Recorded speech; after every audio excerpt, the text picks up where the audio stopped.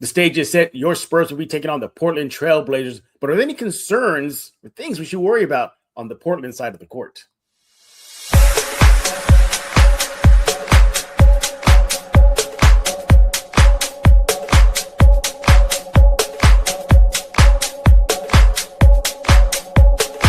Hey, welcome back to another episode of Spurs in Focus right here on YouTube, iTunes, Spotify, Apple, iTunes. I mean, seriously, you pick a platform, you'll find this show and you'll be able to subscribe like right now. Yeah, go subscribe right now, especially on YouTube. Ignore the rest, all right? You want to come here first. Your only spot for all things San Antonio Spurs. Don't forget about the Substack, Spurs in Focus Substack, completely free.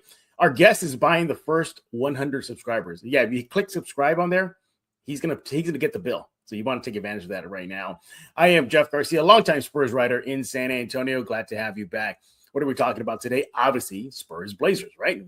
Got till Sunday to really look through this, sift through everything, see, what the two teams present each other on that floor. But on this episode, we're going to look at the Blazers side. Are there any concerns that the Spurs should have about facing the Blazers? Yeah, there are things that the Blazers present to San Antonio that could be a thorn on their side. We're going to talk about that. And then what player needs to step up? We're going to find out in just a few minutes. Going to bring in our guest, my good friend, I should say a very, very long time. Right now, I've known this guy, Hector Ledesma, for years.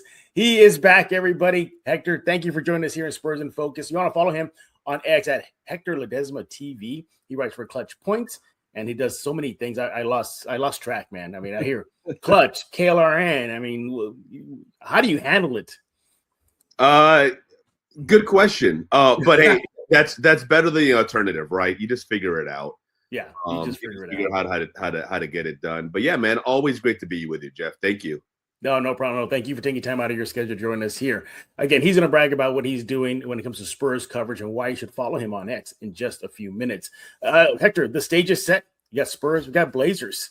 Man, hopefully he's going to be rough and tumble like back in the 90s. Remember that series, the 7-game series? The Rod Strickland pass over the head to Sean Elliott. Oh, man. But here we are. It's a new generation. These two teams are going to go at it in just a few short days. We know what the Spurs do. We follow this team all year. Really good offense, really good defense. Victor, yay, Spurs. But the Blazers side of things, sure, they got in through the play-in tournament. Yeah, so those fans might be thinking, they got through the play-in tournament. What kind of issues are they going to bring to us? But they can bring issues, Hector. If you look at that side of the court, Hector, what are some of the concerns you have about the team taking on the Blazers? Before we get into that, Jeff, you mentioned the 1990 Spurs Blazers series. No, man. Let's have some fun with your viewers real quick. Okay. In the next 15 seconds, can you name not you as in Jeff Garcia? Yeah. You, the viewer watching. Let's have some fun. In the next 15 seconds, can you name the starting five for those Blazers? I think you can name the starting five for the Spurs. I think a lot of you can name those starting five, the Spurs starting five. Can you name the starting five for the Blazers? Go. One. Look at Hector having fun here in Spurs in Focus. He's counting down, everybody. The countdown is on. The anticipation rises. Now, Jeff, mind you, this is not prepared on my end. I didn't know you were going to bring up the 90s. Like obviously, it could stand a reason that they might come up, but I didn't know it was going to come up right away. So if your answer was the traditional starting five for those Blazers were Terry Porter, Clyde Drexler, Jerome Kersey, Buck Williams, and Kevin Duckworth, you're correct. The caveat being Kevin Duckworth was hurt, so a rookie Clef Robinson in place of Duck in a lot of those games. Wayne Cooper, a big man, got a lot of minutes for them too in terms of trying to press David Robinson down on the block. The Spurs starting five, obviously, Rod Strickland, Willie Anderson, Sean Elliott, Terry Cummings, and Big Dave. So if you got those five, you are an OG certified. Yes, you remember the heartbreak just like the rest of us and felt it just like the rest of us. I can still see that play in my mind's eye. I can still see it in slow motion. Strick turning his back, head down, throws it over his pass. The ball sailing across the paint. Sean Elliott realizing, oh no, I gotta go back. Pops back out. And then it goes cutting toward the basket. And in talking to Sean since then several times about it, Jeff, he doesn't necessarily blame Rod. He's like, it wasn't necessarily a bad play. Mm-hmm. It's just risky in that moment. And they were obviously on different wavelengths at that point. The game wasn't as sophisticated as it is quite yet. It was a little bit more simpler in terms of cut and space and things along those lines. But one more thing on that before we go to these Blazers, Jeff. Honestly, that series is really what cemented me as a Spurs fan, because I was in the 5th grade in that 89-90 season. Robinson's rookie year, the Spurs have been down, right? So I'm really like catching fire with this team like so many people did, catching fire again, right, after all the Gervin years. And then that series and that heartbreak, which, by the way, Game 7 was on my birthday, May 19th, 1990. Man. That Happy loss. birthday, Hector. So that series, fan for life. Like that series is forever etched in my memory. I'm sure a lot of you have those same memories and kind of hold that series in that same regard. Okay, enough about that. One time, all that good stuff. Man, Denny Avila, Jeff, by himself. Here's the thing that scares me in playoff situations is that guy. Does the other team have that guy? Yeah. Is Denny Avila Ant? No. Is he Jokic? No. Is he SGA? No. But honestly, Jeff, he has joined that tier right underneath. The guy's an animal. He's proven it this year. You saw him coming the last couple of years. You heard about him leading up to the draft before he even entered the league. And you're seeing it play in fruition. He simply took over in that second half. And even after Phoenix made that run in that ball game, he was the main reason that Portland was able to battle back. Yes, they got contributions from a lot of guys. Jeremy Grant hit some big shots, sharps, but still, it all starts with Denny Avila. And to me, this might sound blasphemous, right? Like, he's not as good as Devin Booker overall. Right. But in a 7-game series, in a series where every possession matters, every game obviously matters, he can make enough plays where he can have that kind of effect, a Devin Booker type effect. And I bring up Booker, obviously, because he's the guy on the Suns, and he would have been the other guy the Spurs would have faced in this first round. So for me, Jeff, it all starts with him. They've got other traits to them. They're young, they're athletic, they can get up and down. But to me, the fact that they have that guy kind of is reason enough to make you go, okay, they've got a puncher's chance, almost as literally as you can be in a basketball sense, because he's going to hit you with a couple blows here and there. They've got a puncher's chance in terms of knocking off the Spurs. Yeah, absolutely. After the win versus the Suns, he was asked about facing the Spurs. He said, really, he didn't have much to say.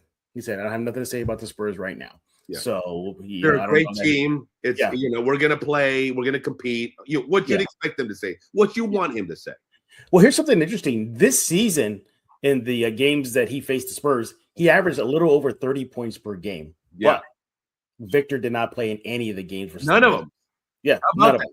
So that may plummet a little bit because we see his bread and butter. He's just a big dude.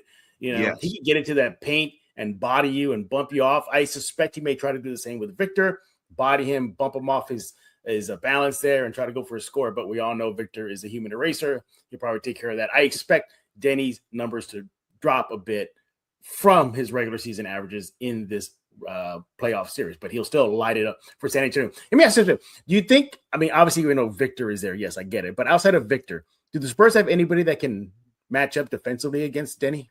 Do you see, by the way, I'm sorry, my dog Spice, if she's poking. No, Spice can join anytime. Yeah. Spice. Spice is a huge Spurs in focus fan. She wanted to make sure she made an appearance. Yeah. And so she's promising to be quiet. The multi-poo Samson is outside right now. If he starts scratching at the door, that's probably what you'll hear. But the pup wants to give their 2 cents on absolutely. They know it's going to be. They know this series is going to be a dog fight. Yeah. But going back to that question, you missed it. Dog fights. Dog fight. Then I'm done. Yeah. Honestly, Jeff, the Spurs will throw Steph. They'll throw Castle at Denny. Honestly, is there anyone outside of maybe Jokic that Castle can't guard? That you look at the guy and you're like, dude, maybe Embiid. You're like, dude, Steph can't guard that guy. there's nobody. So the Spurs are going to look to do a couple of things. Obviously, Julian's some length you can throw at him. Yep. Harrison, you can throw at him as well. Even on switches, don't be what's the word I'm looking for? Surprised if you see Devin on him quite a bit. But yeah, the Spurs are going to throw different looks at Denny. Don't kid yourself here in terms of what the Spurs are going to throw at him. They know he's the head of the snake, and the Spurs famously, when it comes to playoff time, look to cut off the head of the snake. Now, this will be Mitch's first foray into the playoffs, and we'll see if that mindset continues. But he's a pot guy. There's every reason to think that that's going to continue. And you look from an X's and O's standpoint, there's every reason to think that is going to continue. Is you eliminate that, essentially, you're going to be in good shape.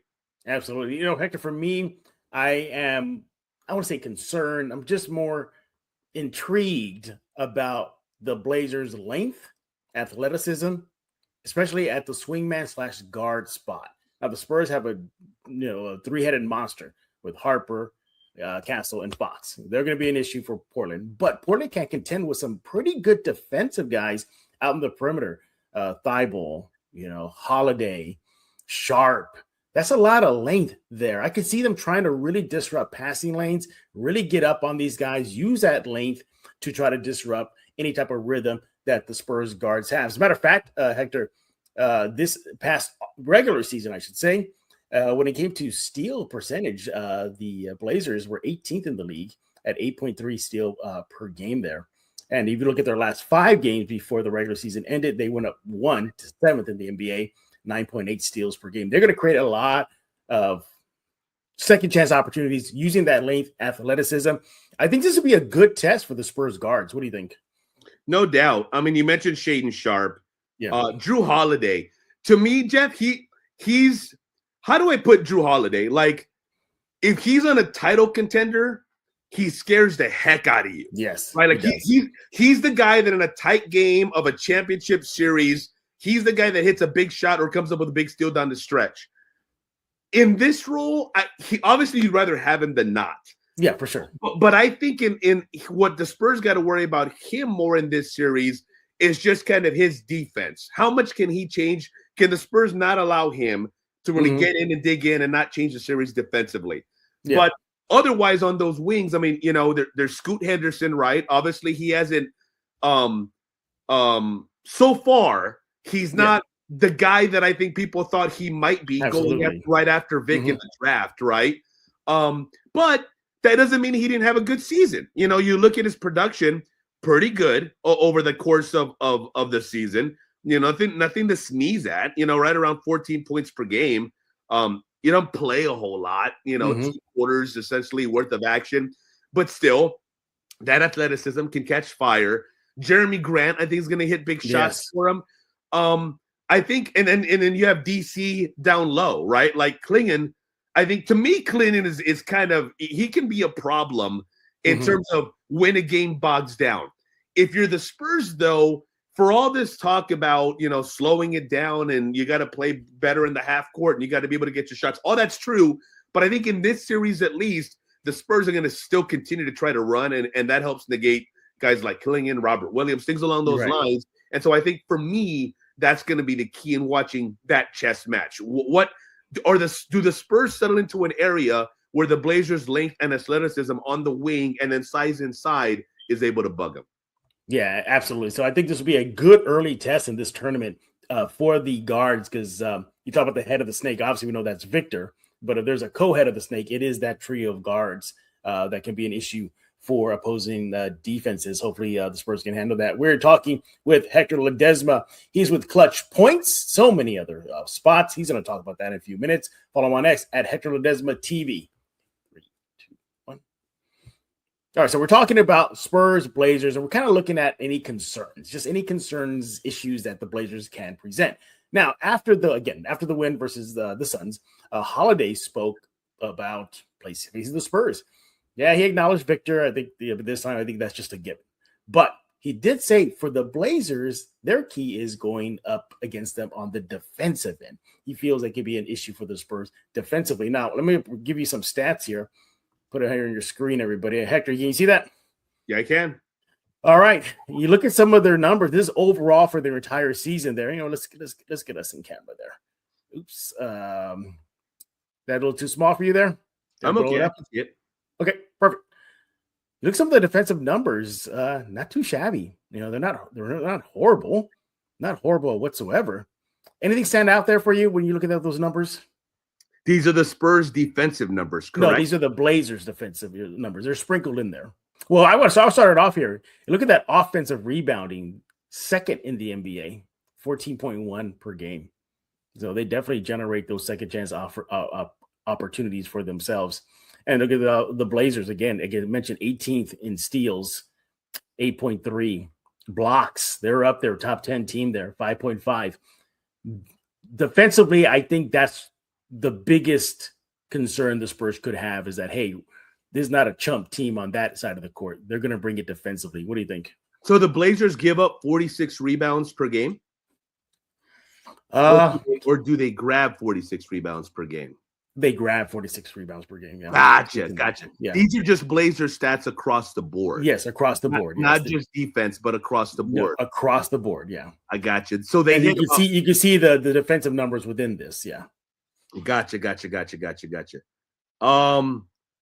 Yeah, man, I think it's pretty much on par for what you might expect, right? Their league averages are kind of right. They have a couple of 28s, they have a couple of in the top 10s, a couple in the lower third of the league. And for the most part, though, you see them kind of middle of the league. About what you'd expect. I mean, that's a pretty good shooting percentage, right? They shoot it at a 55% clip. They're pretty good. Yeah. I mean, it's a team that is going to get after you, and you talked about this. Their length and their athleticism, I think, is going to be their strongest asset against the Spurs. Yes, I think so. And a couple, both as the Spurs were in the infancy of the Wemby era, those are the types of teams that gave the Spurs the best, the biggest fits. You're right. And so we'll see if that continues in a situation where the Spurs aren't going to be able to run as much as they have. But I think what's made the Spurs different this year is that they have found ways to negate whatever the team's advantage is. And a lot of that revolves around where they put Victor. A lot of that revolves around their shooting. They've shot the ball better this year. A lot of that has to do with Steph Castle being a year better. Dylan Harper now being into the mix. So we'll see how that balances itself out. But I think from a defensive perspective, I don't think there's anything massive they need to worry about. There's no changes. In other words, it's not a matchup problem, if you will, like OKC or Denver presents. Right. Well, you talk about preserving the ball, why the Spurs need to really watch those turnovers and just really not give Blazers any type of life. Look at the second chance points at your bottom right screen there, 18.5. They really capitalize on those second chance points for themselves there. That's something. Yeah. So keep an eye on that. And DC has a lot to do with that too. So does Jeremy Grant. Grant's active in there. Robert Williams very active. But they definitely don't value the ball. Dead last in turnovers. Look at that. That's the thing that's going to be key. I think if you can pressure them. And that's probably going to help. That's probably going to benefit the Spurs because if the Spurs can get them in a track meet, they're liable to get the Spurs to get more possessions out of that because Portland's just going to turn it over more. Yeah, look, you mentioned DC a lot here. I wouldn't classify this as a concern. I would just think that the Blazers are going to try to force feed him, or at least get him going against Wemby as far as just bodying him. Try to get him in foul trouble because although he is not Wemby, not at that level, he is a big boy. He'll probably try to get him in foul trouble, make him commit some silly fouls. You can see that. And they can throw multiple guys at Wemby. They can throw obviously Klingon, Yang Hansen. Watch Yang Hansen be the difference maker in this series. They have Jeremy Grant. I see the Blazers trying to maybe go Klingon and then maybe try to kind of a la Dylan Brooks, get a smaller, stout, big guy. Yeah, no doubt. They're going to throw smaller guys a bit. Yeah. They're going to do that to him. But Before we transition into who do you want to see step up in this series, any other concerns that the Spurs should have about facing this Blazers team outside of they got nothing to lose? They can play wild and free. We're not the number 2 seed. We barely got in the play-in. What do we have to lose? I think that kind of mentality, if the Spurs relax, which I doubt, but if they take off the foot off the gas pedal, they might be in for a scrap.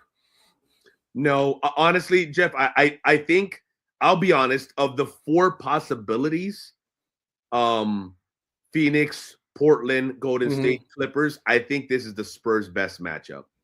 Okay. Well, and it starts because of the guy, right? Who's the guy?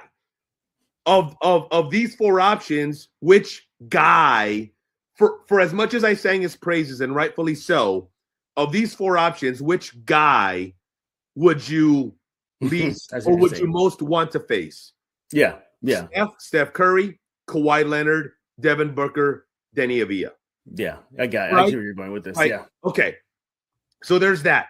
Number 2, when you think of scary low seed matchups, a lot of times it's because that low seed maybe had some injuries during the season, but they're pretty darn talented, or they're a tough matchup for you, a la 2011, the Grizzlies. I remember that. Yep. Right? Or they've got some talent. They just haven't been able to put it all together quite yet. There's just been something a little off.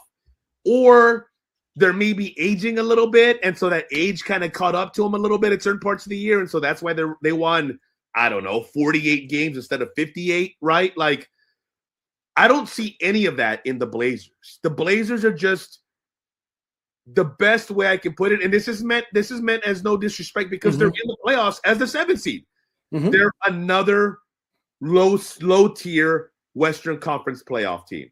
They're just another one of those teams that you see typically come and finish between 6 and nowadays between 6 and 10, and when the playoffs start between 6 and 8.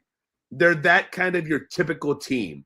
And so because of that, it's describing them in generalities after going into specifics here for the better part of the last half hour or what have you. I think for that reason, I think the Spurs are in pretty good shape. Yeah, I think so too.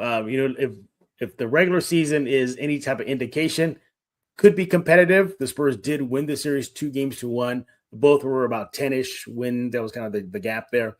The Spurs were in a fight. But again, as we mentioned, Wemby did not play in any games versus the Blazers. And in one game, they did not play against the Blazers with Wemby and Castle. Yeah. And again, Denny, he averaged a little over 30 points per game versus the Spurs. But again, keep that in mind. Didn't really play against a full-powered, healthy Spurs team. Even, remember, I think it was in the second game, Denny dropped the triple-double on the Spurs. So the game in which Portland won? Yeah. Yeah, Portland won the first game here. It was right after Christmas. Yeah. So it'll be interesting to see how this shakes out. But what do you all think? Are there any concerns about the Spurs taking on the Blazers? You little biting your fingernails already, saying, "Oh no, not them." We need to know what it is. Let Hector know on X at Hector Ledesma TV. Let me know on X at Jeff G Spurs Zone. All right, Hector. Who do you want to see step up in this series in that silver and black uniform? This may be a bland answer, Jeff, and it might be one of those duh, but honestly, it's De'Aaron Fox. Good pick. I have been waiting all season long.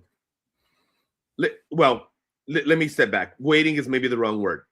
I have been looking forward to, from the moment it was clear they were going to be a playoff team, they were that good.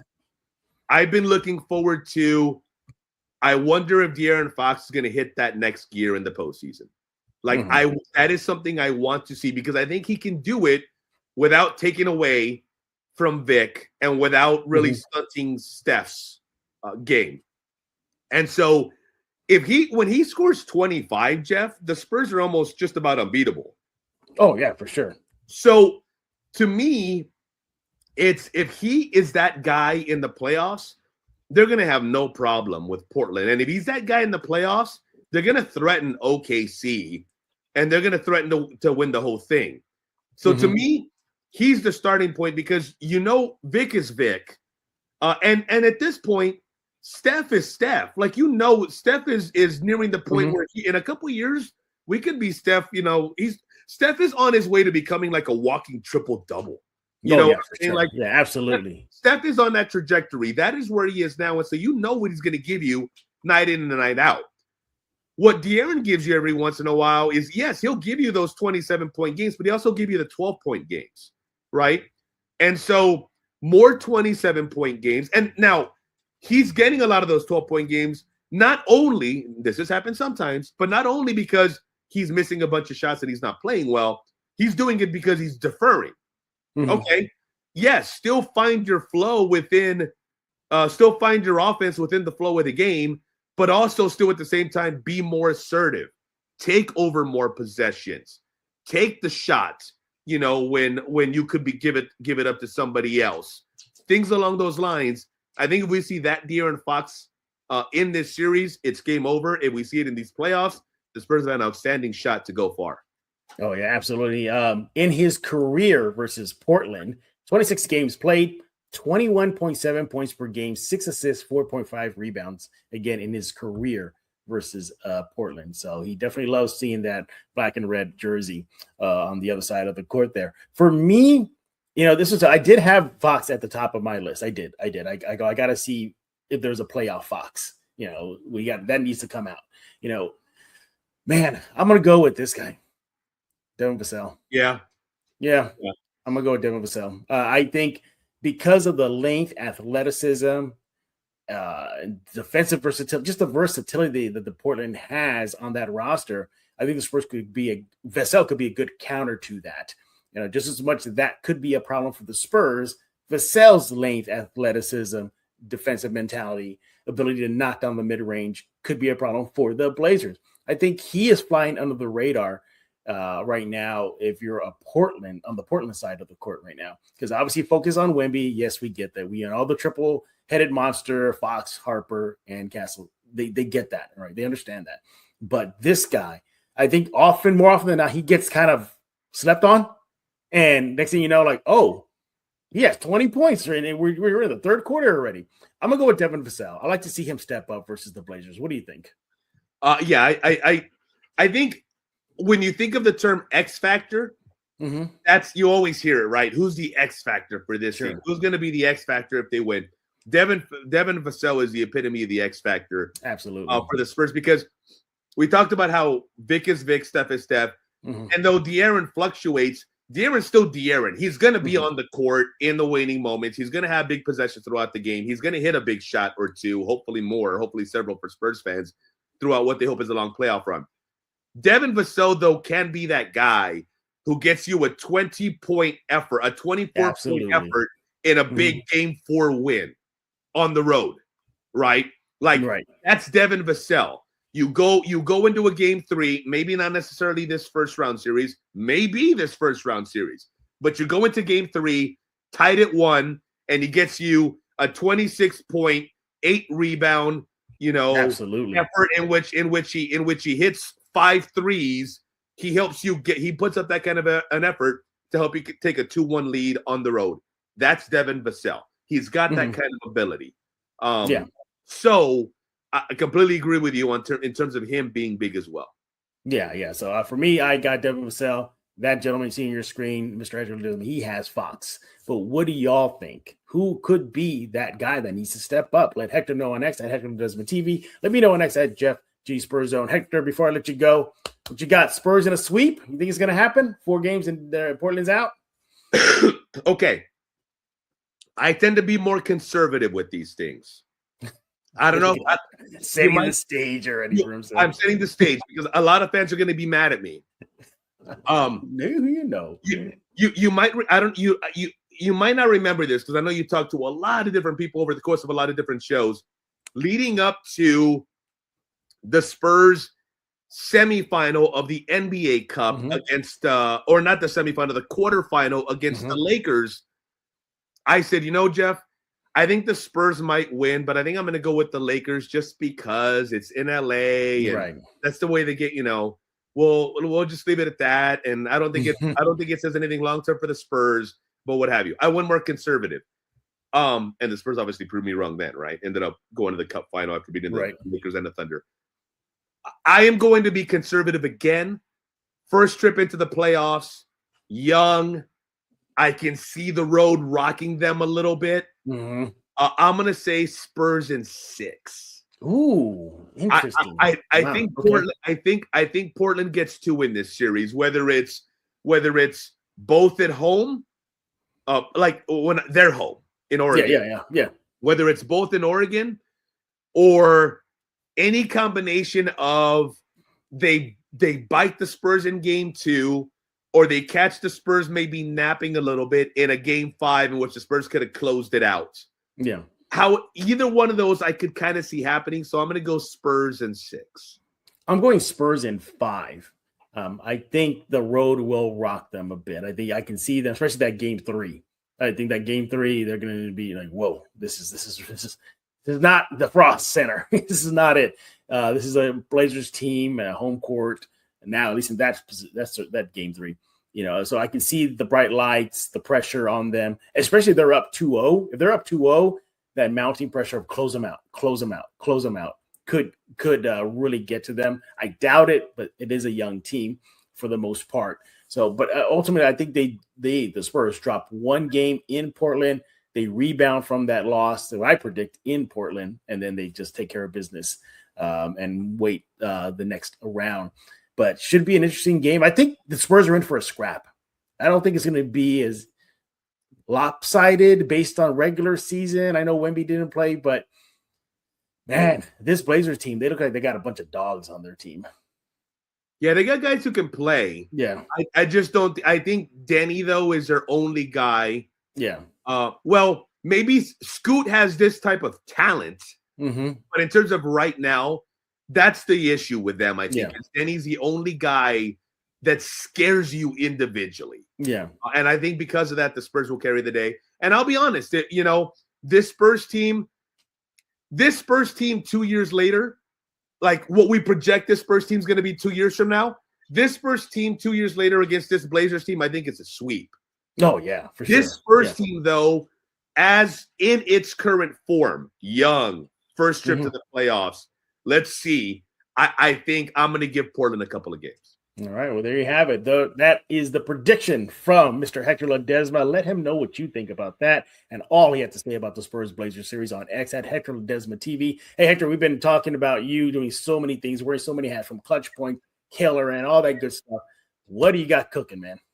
Well, speaking of hoops, if especially those of you in the greater San Antonio area, if you guys want to watch the best high school players, boys and girls from the area one more time, I just did the play-by-play for the San Antonio Sports All-Star Games. Nice. We separated them into 4 games, a 6A girls game, a 6A boys game, and then 1A through 5A for the boys, 1A through 5A, 1 game for the girls. So 4 games in total. They're on the KSAT YouTube channel right now. If you guys want to, it happened this past Sunday. So all the games are there now. If you want to go check them out, be like, hey, yeah, I'd like to get one more fix, the local stars and who's going to go on to the next level and all that good stuff. Doing that, do a lot of stuff with there on the play-by-play front.